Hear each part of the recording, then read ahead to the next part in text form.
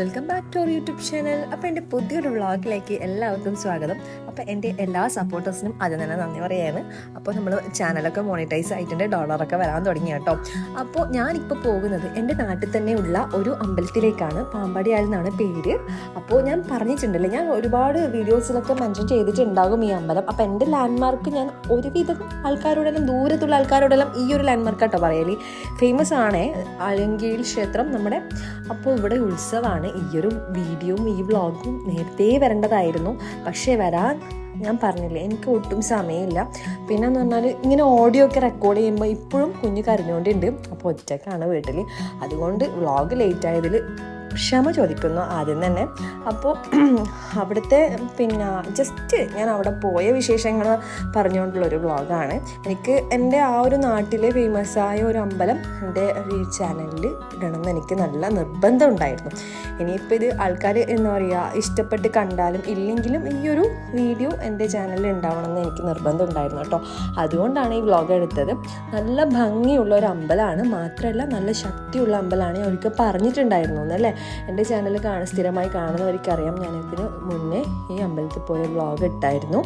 അപ്പോൾ ഇത് ഇപ്പോൾ ഉത്സവ ടൈം ഞാൻ പോയതാണ്. നല്ല ഭംഗിയായിരുന്നു. ഭംഗി മാത്രമല്ല, അവിടെ ഒരുപാട് ജനങ്ങളുണ്ടായിരുന്നു. ഇന്നത്തെ ഞാൻ പോകുന്ന ദിവസം രണ്ടാമത്തെ ദിവസമായിരുന്നു. അപ്പോൾ ആടുന്ന് ഈ ഒരു സന്ധ്യ 6 മണി 7 മണി ആകുമ്പോൾ ആൾക്കാരെല്ലാം വന്ന് തുടങ്ങുന്നേ ഉണ്ടായിട്ടുള്ളൂ. ഞാനും അച്ഛനും ഭാവിയാണ് പോയത്. ഇന്നലെ, അതായത് പോകുന്നതിൻ്റെ തലേദിവസം മുതലേ തുടങ്ങിയിരുന്നു. അന്ന് അമ്മയും ഭാവി അച്ഛനും പോയി. എല്ലാവരും ഒന്നിച്ച് വീട് കൂട്ടിയിട്ട് പോകാറില്ല കേട്ടോ. അപ്പോൾ പോകാലോ, അടുത്ത് തന്നെയാണല്ലോ. എൻ്റെ വീട് ഇതിൻ്റെ അടുത്ത് തന്നെയാണ് കേട്ടോ. അപ്പോൾ അവിടുത്തെ വിശേഷങ്ങളെന്ന് പറയാൻ വേണ്ടിയിട്ട് ഞാൻ ഈ അമ്പലത്തിനെ കുറിച്ച് ജസ്റ്റ് പറഞ്ഞുതരാം. ഇവിടെ ഒരു ഋഷീശ്വരൻ, അതിൻ്റെ ഐതിഹ്യം എന്ന് പറയുന്നത് കൂടുതൽ അറിയില്ലെങ്കിലും എൻ്റെ ഒരു അറിവ് പ്രകാരം പറയുന്നത്, അവിടെ ആലിലുണ്ടായ പാമ്പിനെ ദൈവങ്ങളെല്ലാം കുടിയിരുത്തിയത് ഒരു ഋഷീശ്വരനാണെന്നാണ് വിശ്വാസം. അപ്പോൾ ഇതിങ്ങനെ അത്രയും ഒരു വാക്കിൽ എനിക്ക് ഐതിഹ്യം അറിയാം. ഒരു വാക്കിൽ ഒതുങ്ങുന്നതല്ല ഈ അമ്പലത്തിൻ്റെ ഐതിഹ്യം. ഒരുപാട് അതിന് അർത്ഥവത്തങ്ങളായ കാര്യങ്ങളൊക്കെ ഉണ്ട്. അപ്പം ഞാൻ അതിലേക്കൊന്നും കൂടുതൽ പറഞ്ഞ് നിങ്ങളെ ബോറടിപ്പിക്കുന്നില്ല. അറിയാൻ താല്പര്യമുള്ളവർ നമ്മളെ ചാനലിൻ്റെ ഈ ഒരു വീഡിയോൻ്റെ കമൻറ്റ് ബോക്സിൽ വന്നിട്ട് പറഞ്ഞാൽ ഞാൻ അവരോട് ചോദിച്ചിട്ട് ഞാൻ കമൻറ്റിൽ റിപ്ലൈ തരാം കേട്ടോ.